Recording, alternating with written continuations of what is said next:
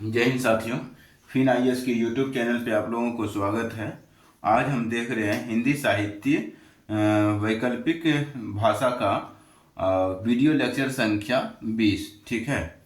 और इससे पहले आपने वीडियो को नहीं देखा होगा तो हम उम्मीद यही कर रहे हैं कि आप पिछले वाले वीडियो को देखते हुए आगे बढ़ेंगे तो सारी चीज़ें क्लियर हो जाएंगी। ठीक है। तो आज का जो मोटिवेशनल विचार है वो है कि अपने मिशन में सफल होने के लिए अपने लक्ष्य के प्रति एक चित्त समर्पण आवश्यक है। ठीक है। तो एक जगह आपको समर्पित होना पड़ेगा अपने लक्ष्य को प्राप्ति के यानी कि लक्ष्य को प्राप्त करने के लिए आपको जो है एक जगह ध्यान देना होगा, एक जगह एकाग्र होना पड़ेगा, तभी लक्ष्य जो है प्राप्त किया जा सकता है। ठीक है ना। तो चलिए अब हम कहाँ तक पढ़ाए थे तो उसका थोड़ा सा हम एक बार देख लेते हैं वीडियो। मतलब लास्ट हम क्या पढ़ाए थे उसके बाद हम स्टार्ट करेंगे। ठीक है। तब तक आप इसको लिख लीजिए। तो रीति काल के बारे में हमने पढ़ाया था। ठीक है। रीति काल के बारे में पढ़ाया था और रीति काल के जो है प्रमुख कवि बच गया था। ठीक है। रीति काल के जो प्रमुख कवि हैं, जो भी प्रमुख कवि हैं वो हमारा टॉपिक कंप्लीट नहीं हुआ था। ठीक है। उसके बाद आधुनिक काल स्टार्ट हो जाएगा। तो रीति काल को पढ़ाने के बाद हम क्या स्टार्ट करेंगे, आधुनिक काल लिखेंगे टॉपिक दे करके। इसको अब हम हटा देते हैं।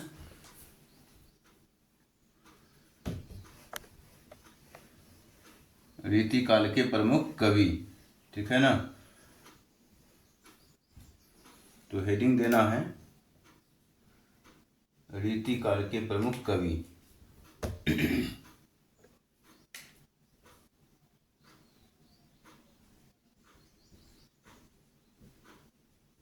रीति काल के प्रमुख कवि। ठीक है। तो रीति काल के जो प्रमुख कवि हैं वो कौन कौन से कवि हैं, हमने सिलेबस में जो देखा था वो कवि का नाम था कि केशवदास। पहला जो लेखक का नाम है केशवदास। केशवदास। ठीक है। पहला नंबर पे आ गया। दूसरा नंबर पे कौन आएगा तो बिहारी आएगा। ठीक है। बिहारी। तीसरा नंबर पे कौन आएगा, पद्माकर।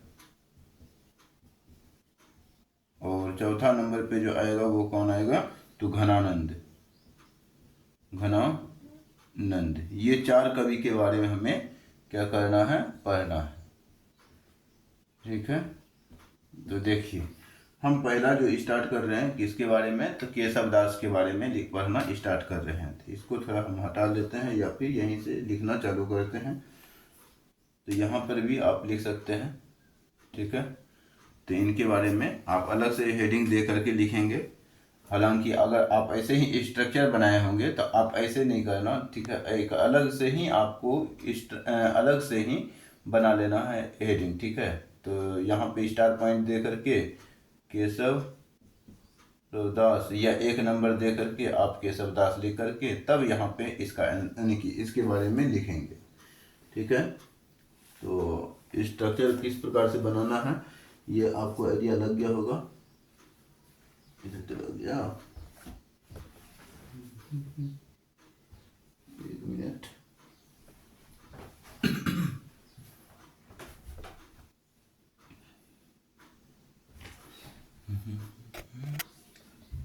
तो केशव दास के बारे में लिखेंगे कि केशव दास रीति काल के प्रवर्तक और हिंदी के प्रथम आचार्य कवि माने जाते हैं। क्या लिखेंगे, केशव दास। केशव दास रीति काल के रीति काल के रीति काल के प्रवर्तक और हिंदी साहित्य के हिंदी साहित्य के साहित्य के हिंदी साहित्य के प्रथम आचार्य, हिंदी साहित्य के प्रथम आचार्य कवि माने जाते हैं। ठीक है, इनके बारे में लिखेंगे आगे कि उनका जन्म, ठीक है, यानी कि केशव दास का जन्म, उनका जन्म 1555, ठीक है, 1555 ईस्वी में उनकी ओरछा, ठीक है, 1500 ईस्वी में ओरछा में हुआ था। ठीक है, ओरछा में हुआ। ठीक है, वे राजा इंद्रजीत सिंह के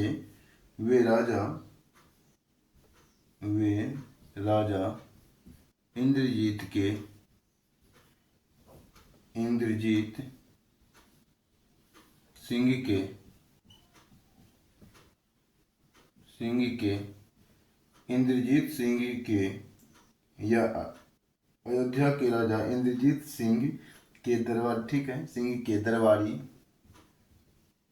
दरबारी कवि थे। ये दरबारी कवि थे किसके? तो राजा इंद्रजीत के। ठीक है, और फिर ये हो गया, ये पॉइंट हो लिखने के बाद आप लिखेंगे अगला पॉइंट, उन्होंने हिंदी साहित्य में पहली बार व्यवस्थित रूप से काव्यशास्त्र का निरूपण किया। उन्होंने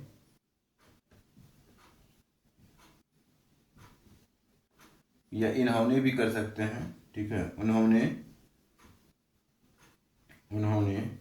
हिंदी साहित्य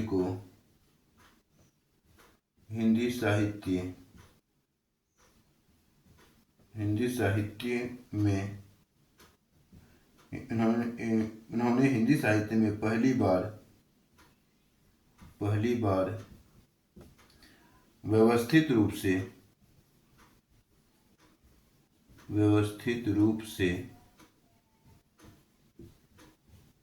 व्यवस्थित रूप से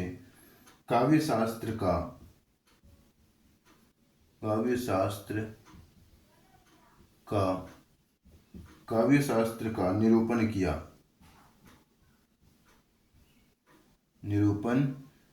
किया।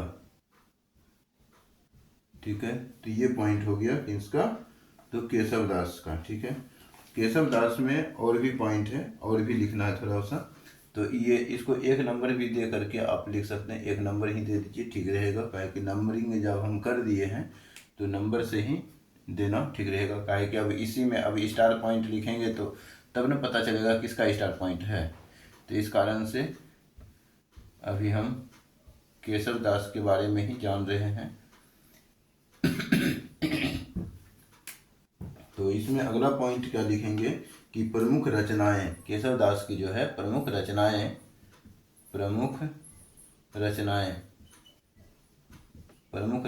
कौन कौन सी हैं? तो प्रमुख रचनाएं जो है रसिक प्रिया, ठीक है, रसिक प्रिया, ये इनकी प्रमुख रचनाओं का नाम है। कवि प्रिया, ठीक है, कवि प्रिया, ये इनकी रचना का नाम है। रामचंद्रिका, ठीक है, रामचंद्रिका, ये इनकी रचना का नाम है। अगला आप लिखेंगे वीर सिंह देव चरित,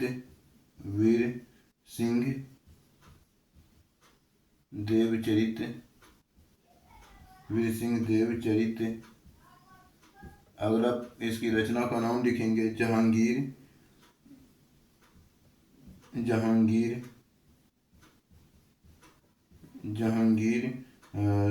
जस चंद्रिका, ठीक है, जहांगीर जस चंद्रिका, ये सब इनकी रचना का नाम है। ठीक है, अगला पॉइंट आप लिखेंगे साहित्यिक विशेषताएं। ठीक है, केशव दास की जो है साहित्यिक विशेषताएं क्या रही वो भी लिख करके आप केशव दास को का पॉइंट समाप्त कर सकते हैं। तो कि इसकी जो है साहित्यिक विशेषता क्या रहा, इन्होंने जो अपनी रचनाओं में क्या दर्शाने का प्रयत्न किया है, तो वही उसकी विशेषता होता है। तो लिखेंगे साहित्यिक विशेषताएं, साहित्यिक साहित्यिक विशेषताएं, साहित्यिक विशेषताएं, साहित्यिक विशेषताओं में लिखेंगे कि रस अलंकार, रस और अलंकार, रस और अलंकार का उत्कृष्ट विवेचना का उत्कृष्ट विवेचना, ठीक है, विवेचना। और दूसरा पॉइंट में आप लिखेंगे क्या कि नायिका भेद का विस्तार, नायिका भेद का विस्तार। अगला पॉइंट में आप लिखेंगे कि ब्रज भाषा का प्रभावी प्रयोग, ब्रज भाषा का प्रभावी प्रयोग। अगला पॉइंट में आप लिख सकते हैं कि काव्य शास्त्र की स्थापना, काव्य शास्त्र की स्थापना, ठीक है। तो ये हो गया हमारा साहित्यिक विशेषताएं केशव दास के बारे में, ठीक है। अब हम केशव दास के बाद हम चलते हैं बिहारी के बारे में, थोड़ा सा जान लेते हैं। दूसरा नंबर पॉइंट दे करके हेडिंग देना है कि दूसरा नंबर पॉइंट देंगे बिहारी के बारे में, लिखेंगे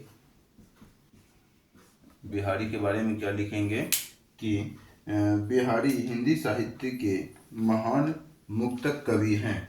बिहारी हिंदी साहित्य के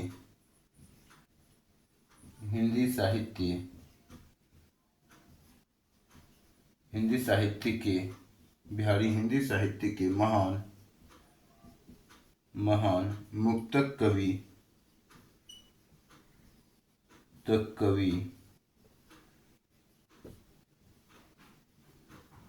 कवि हैं, ठीक है। उनका जन्म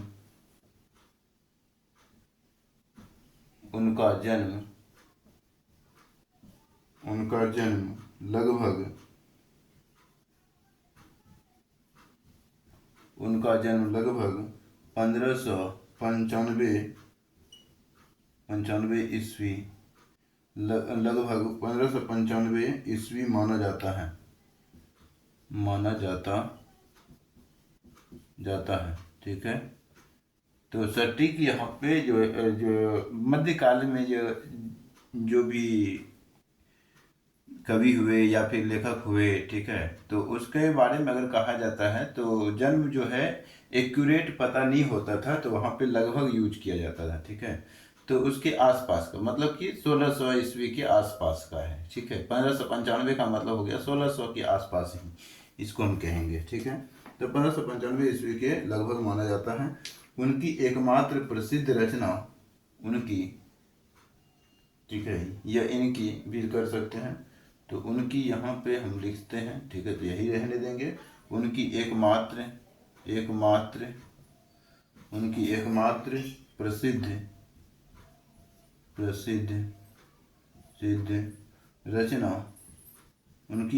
प्रसिद्ध रचना बिहारी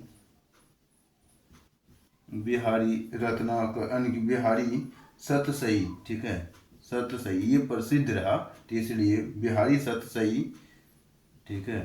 तो बिहारी सतसई है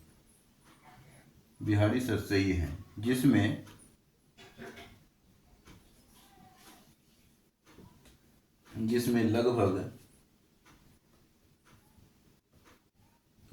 700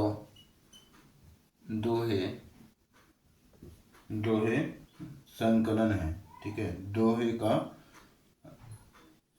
जिसमें लगभग 700 दोहों का संकलन है। ठीक है, तो ये पॉइंट हो गया। अगला पॉइंट आप लिखेंगे, दोहों का संकलन है। अगला पॉइंट आप क्या लिखेंगे, तो साहित्यिक विशेषताएं। ठीक है, साहित्यिक विशेषता, प्रमुख रचना का नाम हो ये गया, इनकी प्रमुख रचना का यहीं पे हम लिख दिए, बिहारी सत सही।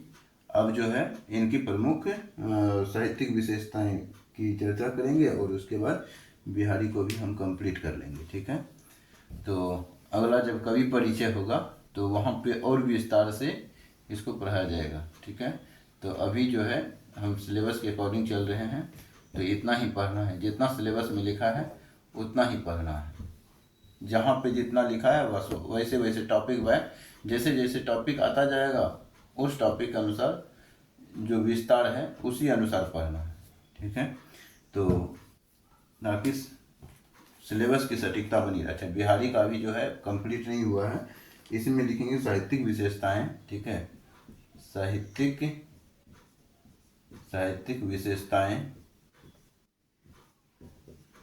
विशेषताएं अभी हमारा बिहारी कंप्लीट नहीं हुआ था, तो इसलिए इसमें ही लिखना है अभी।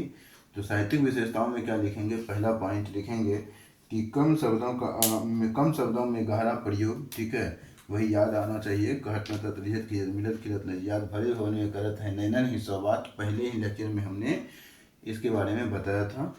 तो यहाँ पे कम शब्दों में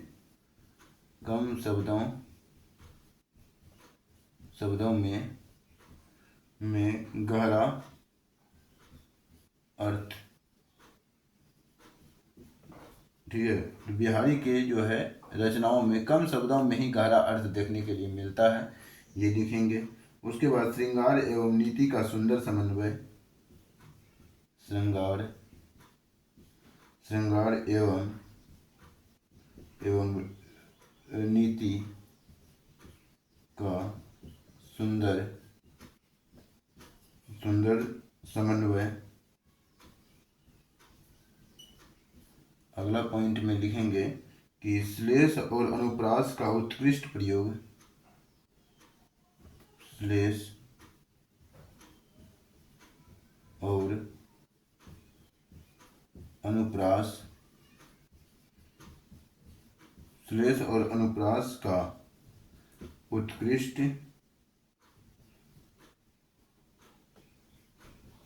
उत्कृष्ट प्रयोग। अगला पॉइंट में लिखना है कि ब्रज भाषा का अत्यंत परिष्कृत रूप। ब्रज भाषा का अत्यंत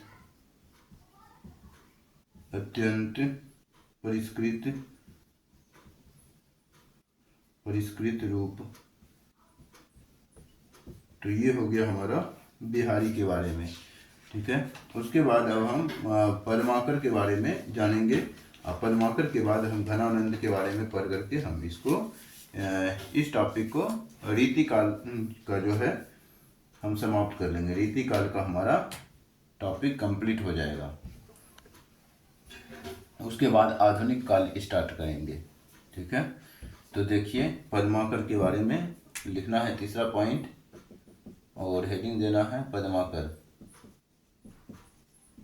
पद्माकर के बारे में अगर लिखें तो पद्माकर रीतिकाल के उत्तरार्ध के प्रसिद्ध कवि थे। तो ये उत्तरार्ध के मतलब कि लास्ट चरण के कवि थे। तो पद्माकर रीतिकाल के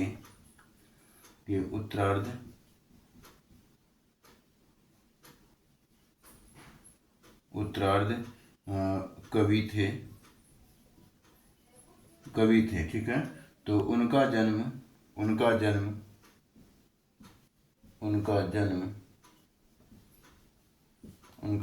लगभग, ठीक है, उनका जन्म लगभग 1753 ईस्वी में हुआ। लगभग लिखने से एक चीज़ यहाँ फायदा मिल सकता है कि अगर हो सकता है कि आप 1755 के बदले में 53 के बदले में आगे पीछे भी कुछ कर दिया ईस्वी को, तो इससे होता है क्या कि लगभग लिखने से लेखक जो वहाँ पे चेक करने वाला होता है आंसर राइटिंग को, तो उसके मन में ये होता है अच्छा बच्चा ने लगभग लिख दिया है, लगभग लिखा है तो आसपास का जो है उसके आसपास का समय जो है या ईस्वी जो है उसकी नज़र में आ जाता है। अगर एक्यूरेट लिखते हैं तो वहाँ पे क्या होता है, अगर वो सही नहीं है तो वो फिर गलत हो जाता है। तो लगभग लिखने से आगे पीछे भी अगर हो जाएगा तो वहाँ पे सही होने का चांस रह जाता है। तो ये हो गया। उसके बाद लिखेंगे प्रमुख रचनाएं। प्रमुख रचनाएं, प्रमुख रचनाएं, प्रमुख रचनाएं में लिखेंगे क्या, तो जगदी विनोद, यानी कि जगद विनोद, जगद विनोद जगद विनोद, इसको यहाँ पर भी वो लिख देते हैं, ठीक है। इसको ऐसे भी लिखा जा सकता है, ऐसे, या जो गो द्विनोद, ठीक है। तो इसी को जो है ऐसे लिख दिया जाता है। हाँ, एक देखते होंगे उद्धार, ठीक है, उ दो हलंत धौ लिखते हैं, आकार रो, उद्धार हो गया। हाँ, इसी को ऐसे लिख देते हैं उ दो, यहाँ धौ लगा देते हैं, आकार लगा देते हैं रो, उद्धार। एक होता है ये वाला वो वाला, एक होता है धौ वाला। तो ऐसे आपको लिखने के लिए भी, और जिसका हिंदी में लेखन शैली कमज़ोर होगा, ठीक है, तो उसको भी फायदा यहाँ पे मिल जाता होगा। तो यहाँ पे क्या लिखेंगे, इसको ऐसे लिख दीजिए, कोई दिक्कत नहीं है। उद्धार, यानी उद्धार नहीं, जगद विनोद है ना, तो ज ग द्विनोद, ठीक है। तो ये हो गया, यहाँ पे लिख दें। अगला पॉइंट आप लिखेंगे गंगा लहरी, गंगा लहरी। अगला पॉइंट लिखेंगे हिम्मत बहादुर विरुदावली, या फिर प्रबोध पचासा, प्रबोध पचासा, प्रबोध पचासा। अगला पॉइंट में भी आप ये भी लिख ही दें, हिम्मत बहादुर, हिम्मत बहादुर विरुदावली, विरुदावली, ठीक है। तो ये हो गया हमारा पद्माकर के बारे में प्रमुख पॉइंट, ठीक है। तो इसको अब हम हटा देते हैं और इसके बाद साहित्यिक विशेषताएं देख लेते हैं। इसमें पद्माकर के साहित्यिक विशेषता क्या है, तो देख लेते हैं साहित्यिक विशेषताएं। साहित्यिक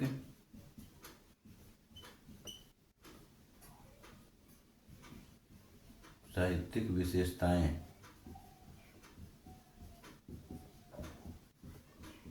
साहित्यिक विशेषताएं, ठीक है।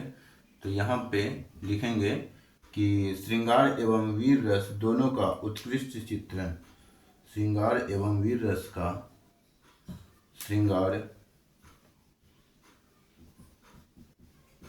एवं वीर, श्रृंगार एवं वीर रस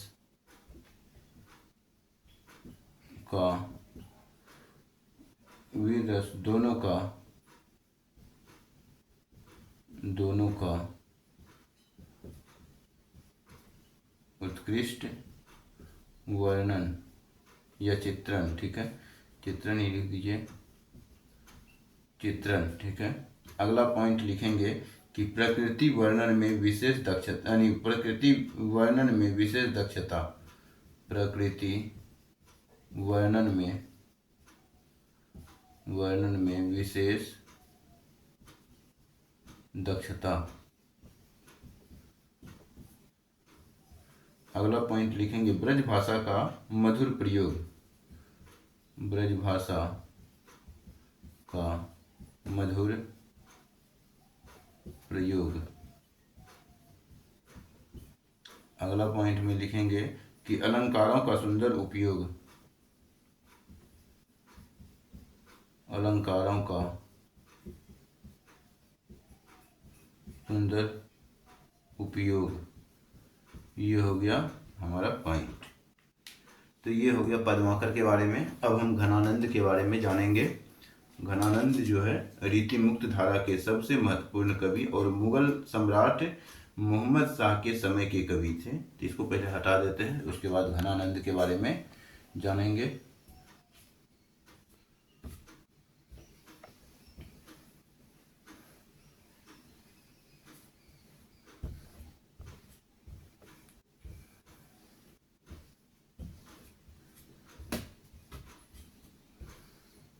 ये वो घनानंद नहीं है जो प्राचीन जमाने में पढ़े थे, ठीक है। ये यानी कि मध्य काल, ये जो है लगभग आधुनिक काल की जो है घनानंद है, ठीक है। तो यहाँ पे लिखेंगे घनानंद, चौथा नंबर पे घनानंद। घनानंद के बारे में क्या लिखना है कि घनानंद के बारे में लिखना है, घनानंद रीति मुक्त धारा के, घनानंद रीति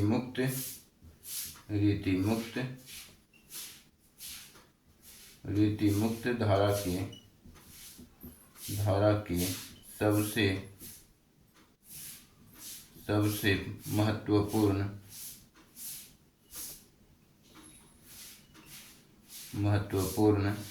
कवि हैं, सबसे महत्वपूर्ण कवि हैं। वे मुगल सम्राट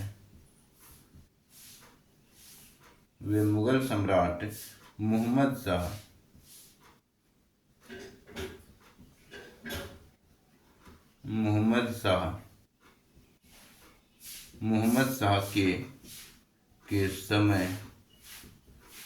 शाह के समय के कवि थे, ठीक है। तो ये पॉइंट हो गया। उनका प्रेम सुजान नामक नर्तकी से, उसका प्रेम जो है सुजान नामक नर्तकी से माना जाता है।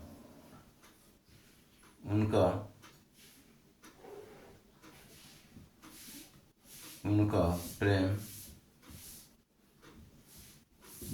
या फिर उनको, ठीक है, ये भी सही है। उनका प्रेम सुजान नाम, यानी कि उनका प्रेम सुजान नामक नर्तकी से माना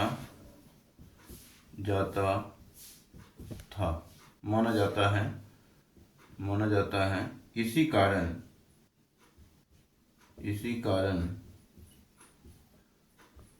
कारण उनकी कविता में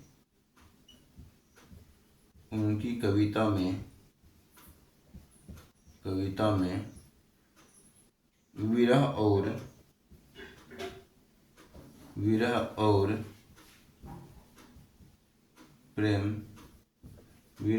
प्रेम की अत्यंत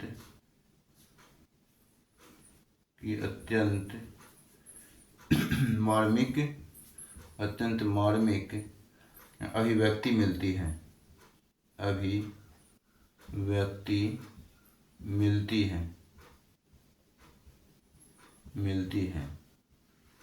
ये हो गया। अब हम प्रमुख रचनाओं को देखेंगे और उसके बाद साहित्यिक विशेषताओं को पढ़ेंगे।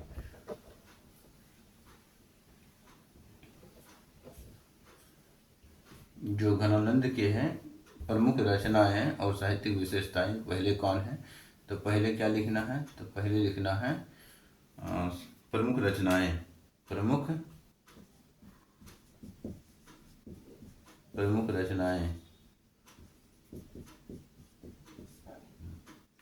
रचनाओं में लिखेंगे सुजान सागर।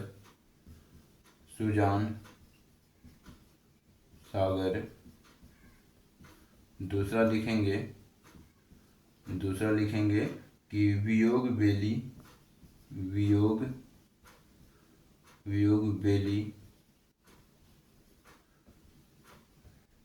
अगला लिखेंगे प्रेम सरोवर।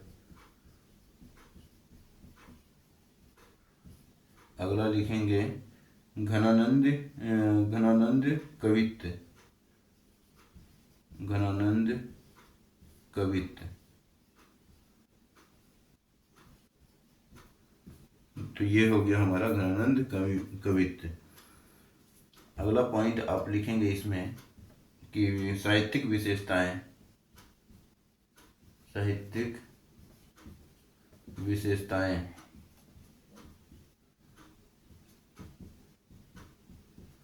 साहित्यिक विशेषताओं में आप अगला लिखेंगे स्वाभाविक प्रेम इसमें देखने के लिए मिलता है इसके साहित्य में।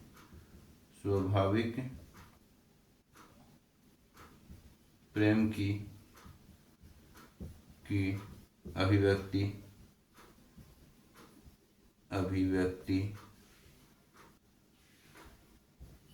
स्वाभाविक प्रेम की अभिव्यक्ति। अगला पॉइंट लिखेंगे कि विरह की तीव्र अनुभूति। विरह की तीव्र अनुभूति। और अगला पॉइंट लिखेंगे कि कृत्रिमता का अभाव। कृत्रिमता का अभाव।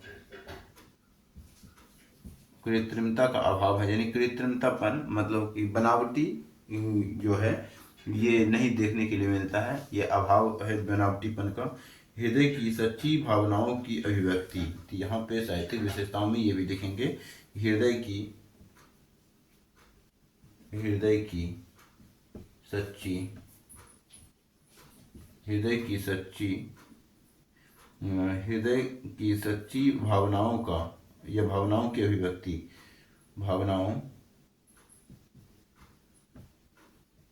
भावनाओं की अभिव्यक्ति।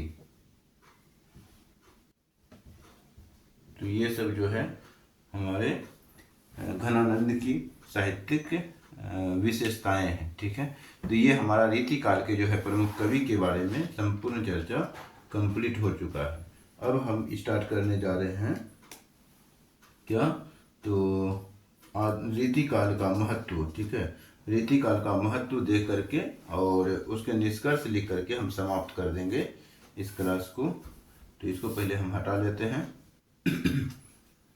रीतिकाल का क्या महत्व रहा हिंदी साहित्य में और उसकी जो है निष्कर्ष किस प्रकार से लिखा जा सकता है उसको भी देख लेते हैं।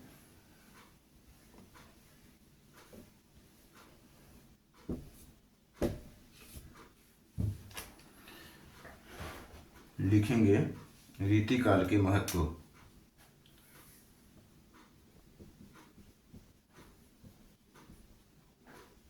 रीतिकाल का महत्व।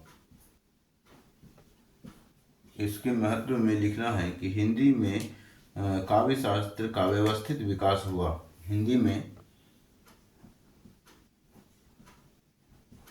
में काव्य शास्त्र का व्यवस्थित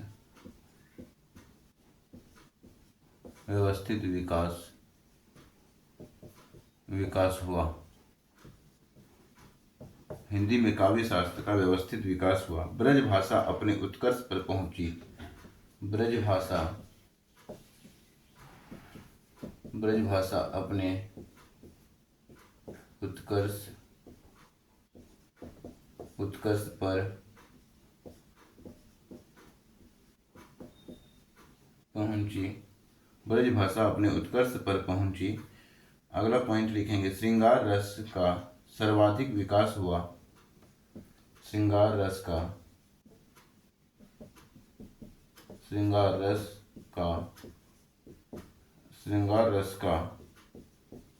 सर्वाधिक विकास हुआ।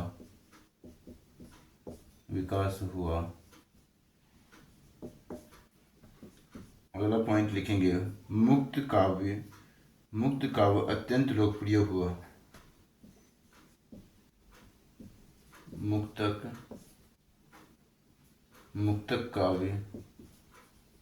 काव्य अत्यंत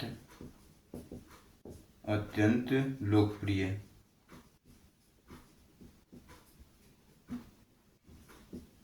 लोकप्रिय हुआ। अगला पॉइंट लिखेंगे कि अलंकारों और नायिका भेद का विस्तृत निरूपण हुआ। अलंकारों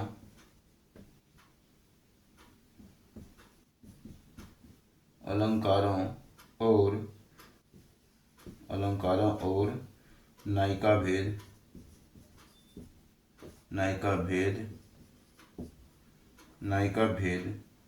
का अलंकारों और नायिका भेद का विस्तृत निरूपण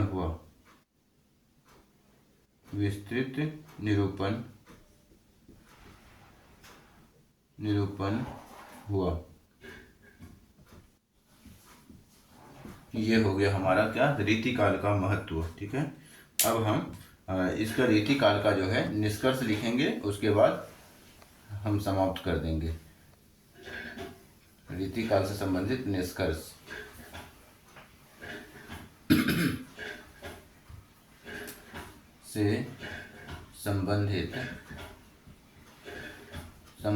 निष्कर्ष।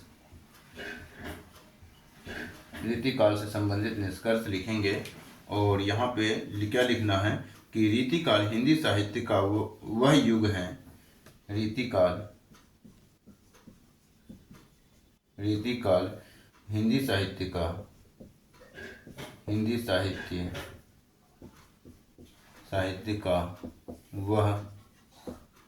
रीतिकाल हिंदी साहित्य का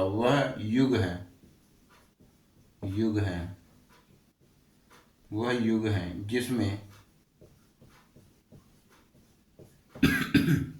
जिसमें काव्य कला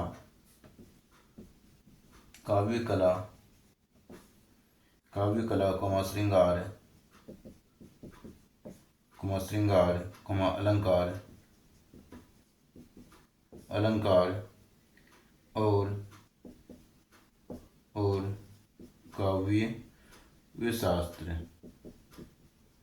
काव्य शास्त्र का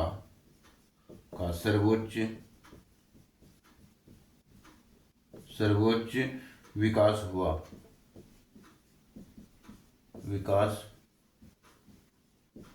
हुआ। ठीक है, इस काल में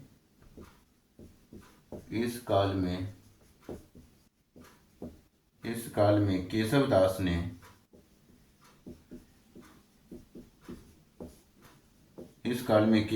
ने रीति की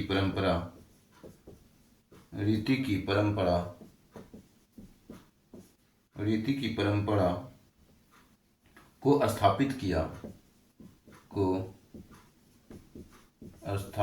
किया। मतलब कि केशव दास ने रीति की परंपरा को क्या किया था, स्थापित किया। अब बिहारी ने मुक्तक काव्य,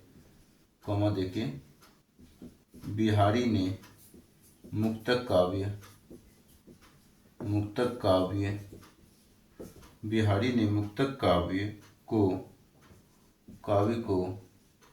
ऊंचाई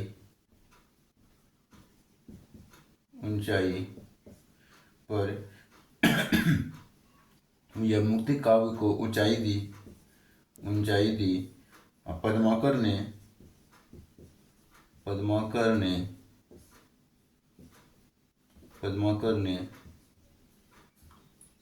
ने वीर और श्रृंगार दोनों रसों को समृद्ध किया। वीर और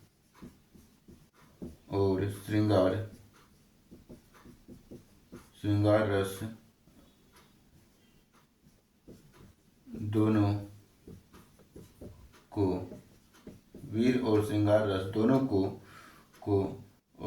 दोनों को समृद्ध किया। वीर रस यानी कि वीर रस और श्रृंगार रस दोनों को क्या किया, समृद्ध किया।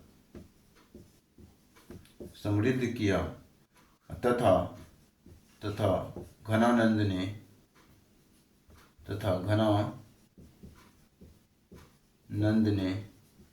घनानंद ने स्वाभाविक हिंदी साहित्य के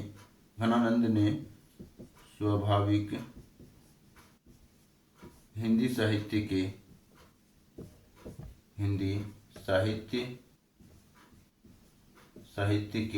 स्वाभाविक हिंदी साहित्य के इतिहास या स्वाभाविक प्रेम और विरह, यहाँ पे स्वाभाविक लिख दीजिए, स्वाभाविक अभी नहीं है, इसको अगले पॉइंट में कन्वर्ट कर देंगे। स्वाभाविक प्रेम और विरह को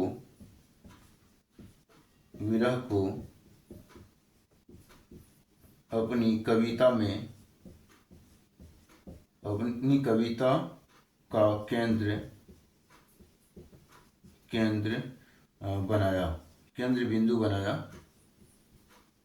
बिंदु बनाया।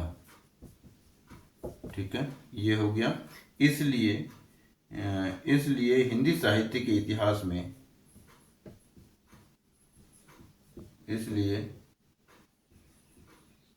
हिंदी साहित्य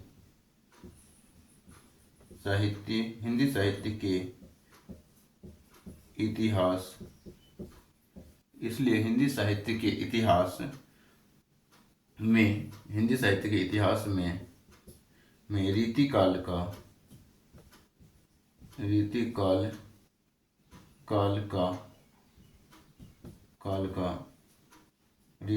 का विशेष और अस्थायी महत्व, रीतिकाल ने इसलिए हिंदी साहित्य के इतिहास में रीतिकाल ने विशेष और अस्थायी महत्व दिया। विशेष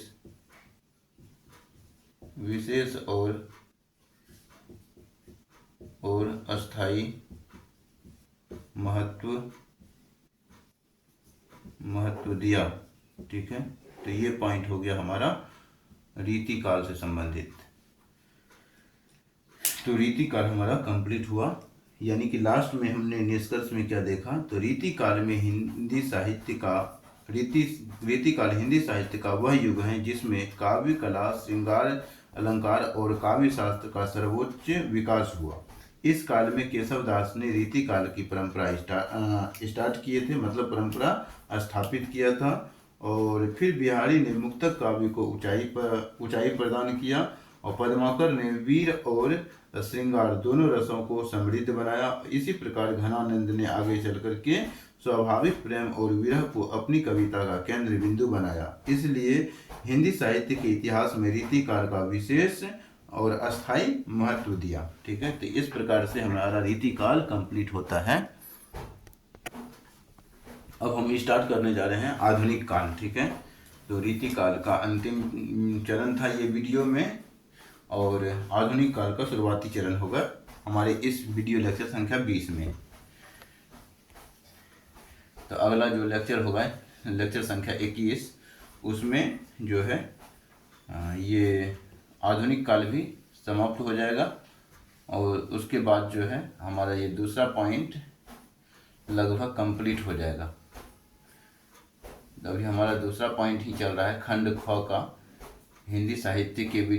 अगर आप पिछले वीडियो से कनेक्ट किए होंगे तो मालूम चल गया होगा, अगर पिछला वीडियो आपने नहीं देखा होगा हो सकता है कनेक्ट करने में थोड़ा दिक्कत आए। इसलिए हमारा यही सलाह रहेगा कि अगर आप इस वीडियो को ऐसे ही देख रहे हैं तब तो कोई बात ही नहीं तो आप अगर पूरा कोर्स कंप्लीट करना चाहते हैं हिंदी साहित्य से, ठीक है, तो आप पूरा वीडियो लेक्चर संख्या जरूर देखें। और एक भी चीज़ ऐसा नहीं रहने वाला है जो छूट जाए।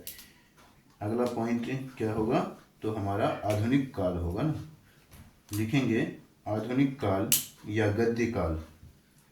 आधुनिक काल को गद्य काल भी कहा जाता है। तो लास्ट जो हमारा है यानी कि 2 का, देखिए 2 का हमने खंड मतलब पेपर वन का खंड ख चल रहा था। क को कंप्लीट करने के बाद खंड ख स्टार्ट किए थे हमने। खंड ख में 1 नंबर हो गया था, 2 नंबर का कई भागों में बटा हुआ है, क ख ग, ठीक है। तो यहाँ पे घ, तो यही अभी हम इसी को हम पढ़ा रहे हैं। इसमें इसमें क्या है, तो आधुनिक काल है, तो आधुनिक काल को अब हम पढ़ाएंगे। तो यहाँ पे आधुनिक काल देंगे हेडिंग,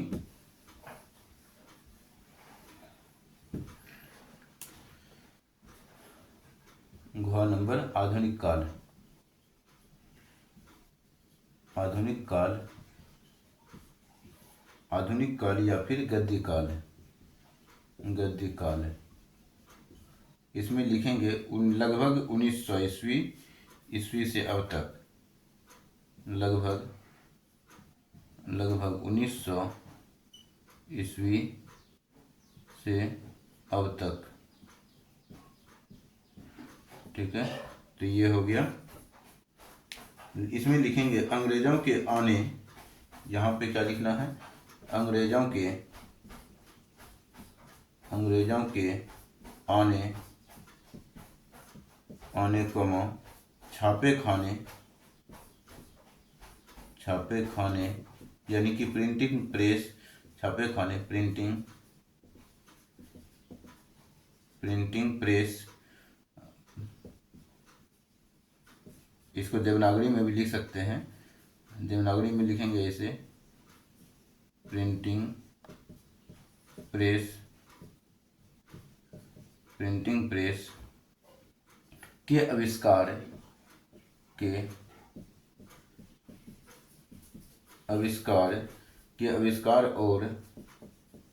और स्वतंत्रता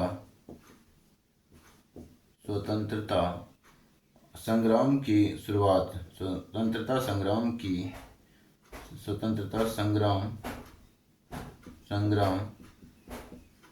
शुरुआत,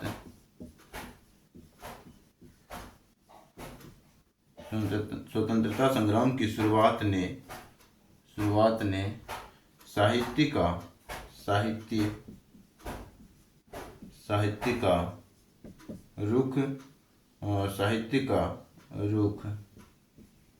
रुख पूरी तरह बदल दिया।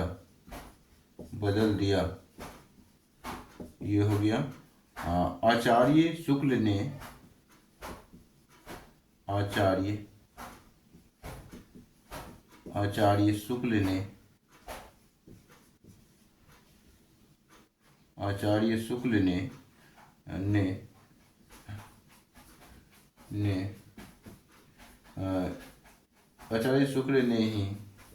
ही आधुनिक काल को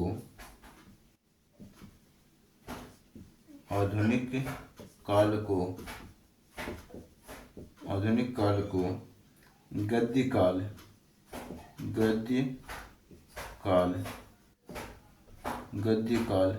कहा है।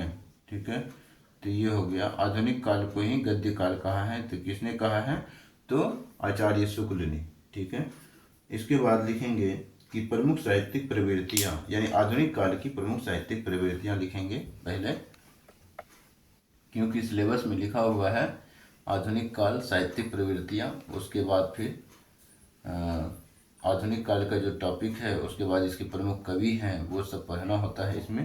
तो पहले साहित्यिक प्रवृत्तियां लिखेंगे। इसमें क्या लिखेंगे, साहित्यिक प्रवृत्तियां।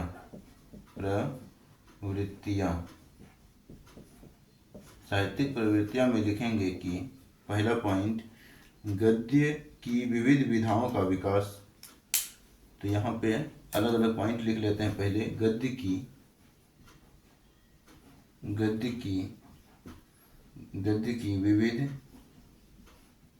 विविध विधाओं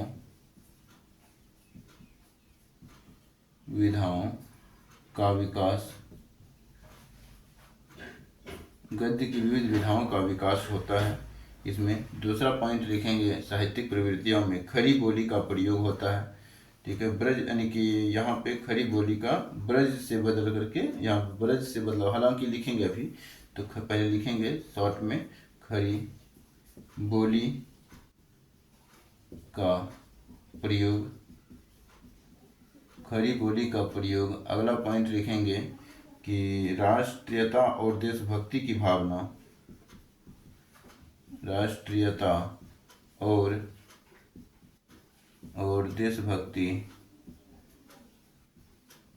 देशभक्ति की भावना।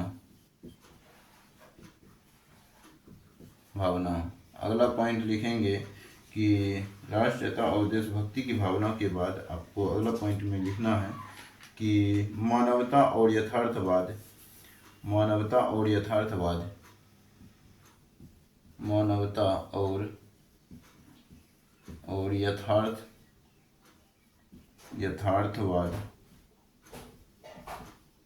यथार्थवाद।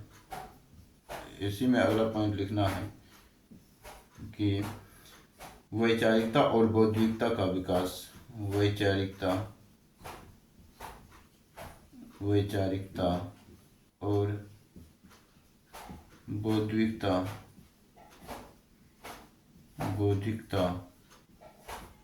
का विकास। ठीक है, तो अब जो है इसको हटाने की जो है एक करके देख लेते हैं, एक अलग अलग करके देखेंगे। ये था, अगर शॉर्ट में लिखना हो तो बस इतना ही लिख देंगे, और थोड़ा लॉन्ग में लिखना हो तो अलग अलग करके विस्तार कर देंगे। ठीक है, तो अलग अलग हम करके विस्तार कर देते हैं। हालांकि अगर विस्तार से पूछा गया तो विस्तार से बताना है, अगर संक्षिप्त में पूछा गया तो संक्षिप्त में बताना है। तो साहित्यिक प्रवृत्तियां में पहला पॉइंट क्या था? तो पहला पॉइंट था गद्य की विविध विधाओं का विकास, गद्य की विविध विधाओं का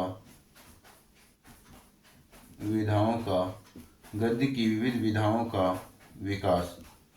ठीक है, गद्य की विविध विधाओं का विकास में लिखेंगे कि इस काल में पहली बार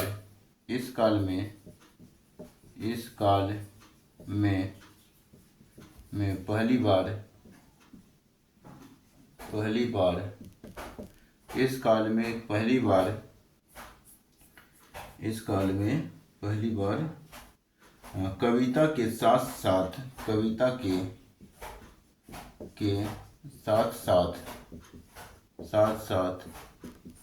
इस काल में कविता के साथ साथ कहानी उपन्यास,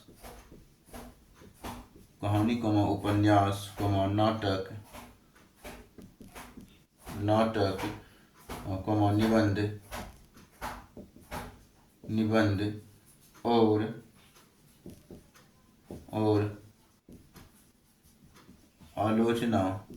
निबंध और आलोचना जैसी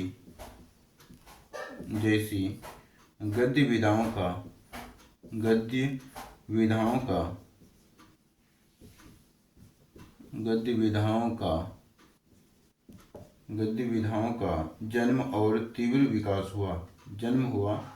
यानी कि जन्म और तीव्र विकास हुआ।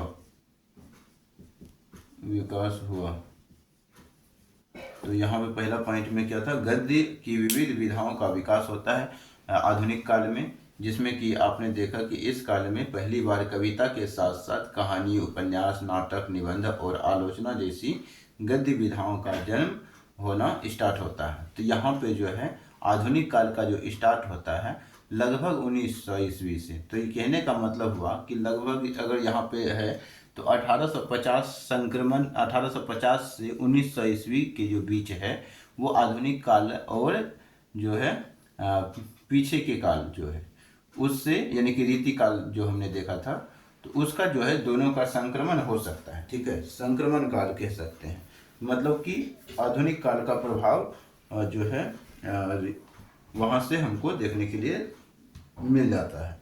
1850 से ही लगभग संक्रमण काल के रूप में हम देखते हैं। इस कारण से तो ये पहला पॉइंट हो गया। अगला पॉइंट चलते हैं।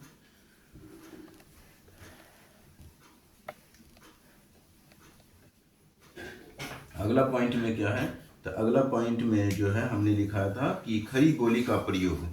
तो लिखेंगे खड़ी बोली का खड़ी बोली का प्रयोग,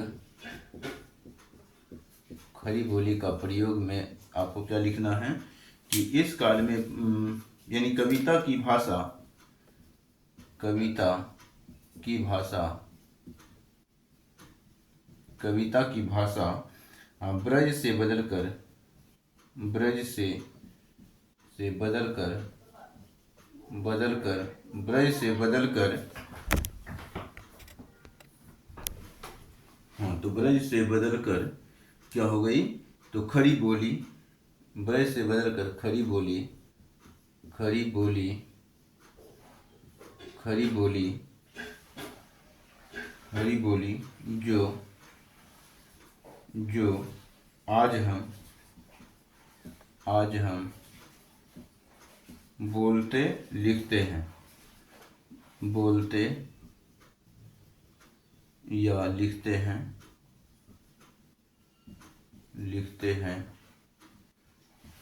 खड़ी बोली हो गई, हो गई, ठीक है, हो गई।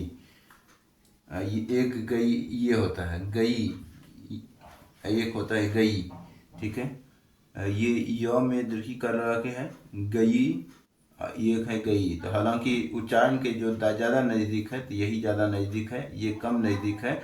तो ये दो प्रचलन में दोनों है, लिखा दोनों जाता है, लेकिन सही की बात करें तो ये ज़्यादा सही है, ये कम सही है, ठीक है। तो इसलिए हम गई ऐसे भी लिख सकते हैं, या फिर दोनों प्रचलन में है तो दोनों को लिखा जा सकता है। उसके बाद यहाँ पे लिखेंगे कि भारतेंदु और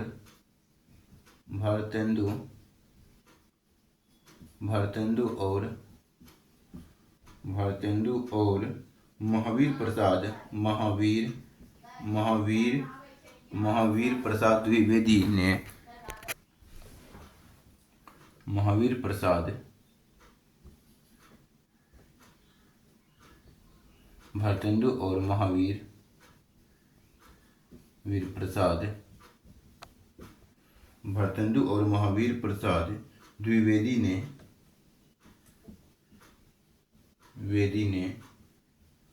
महावीर प्रसाद द्विवेदी ने इसमें मुख्य भूमिका निभाई, ठीक है। अगला लिखेंगे, अगला जो है साहित्यिक प्रवृत्तियों में राष्ट्रीयता और देशभक्ति की भावना, राष्ट्रीयता और देशभक्ति की भावना, राष्ट्रीयता और देशभक्ति की भावना, ठीक है। राष्ट्रीयता और देशभक्ति की भावना में लिखेंगे कि अंग्रेजों के शोषण के खिलाफ, अंग्रेजों के शोषण के खिलाफ,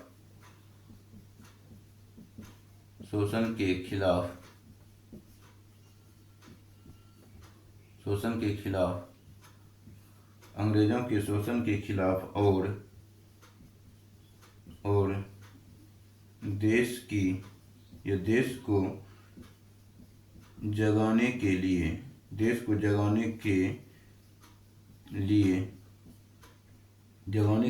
कवियों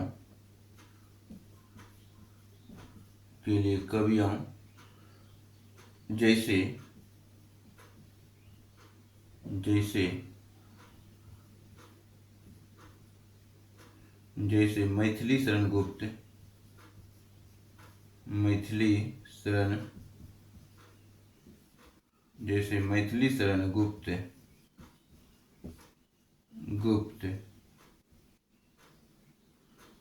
शरण गुप्त, माखनलाल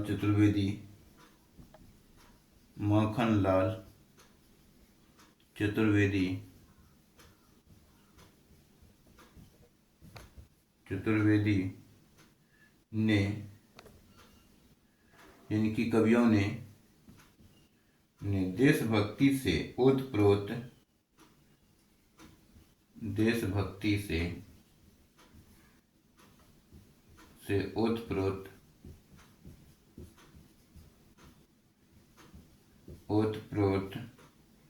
रचनाएं लिखी।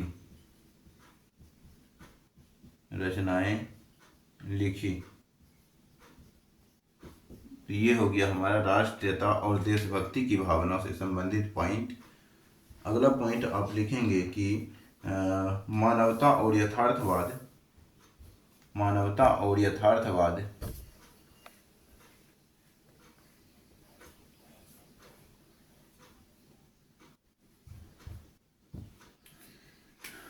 मानवता और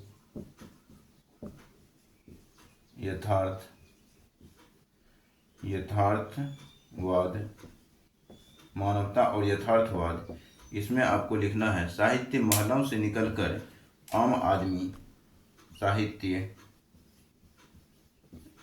महलों से निकलकर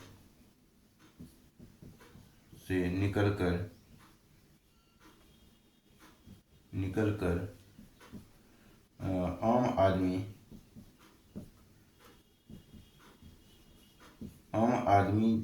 जैसे, या आम आदमी किसान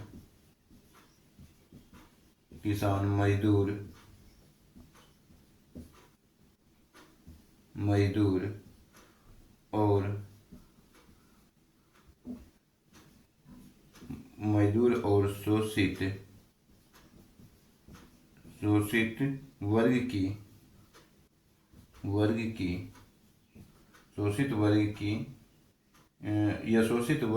की समस्याओं पर केंद्रित हो गया। ठीक है। जैसे प्रेमचंद का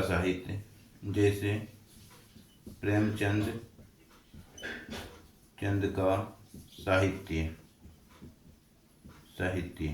कोई द्रो लगा देते हैं, यहाँ पे द्रो नहीं लगेगा। ठीक है। प्रेमचंद सही है, प्रेमचंद्र गलत है। ठीक है। तो ये सही है, ये ध्यान में रखना है। अगला पॉइंट लिखेंगे कि वैचारिकता और बौद्धिकता। ठीक है। और ये लिख करके हम इस लेक्चर को समाप्त करेंगे, लेकिन हमारा आधुनिक काल अभी समाप्त नहीं हुआ है। ठीक है। अगला लिखेंगे वैचारिकता और बौद्धिकता। वैचारिकता और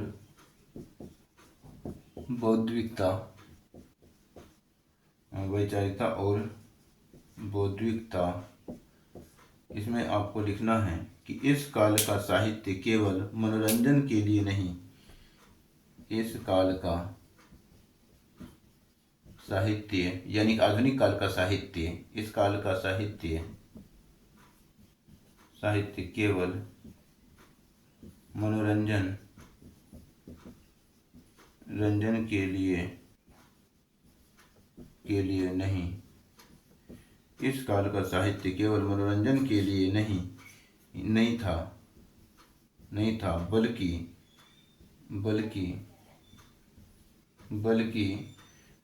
समाज को सुधारने और वैचारिक क्रांति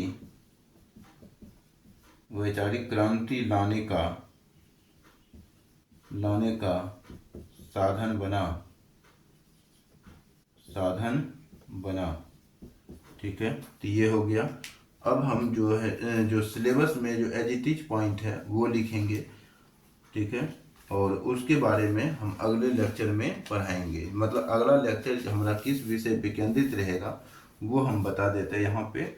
उसके बाद हम इस लेक्चर को समाप्त कर लेंगे। ये आधुनिक काल ही है।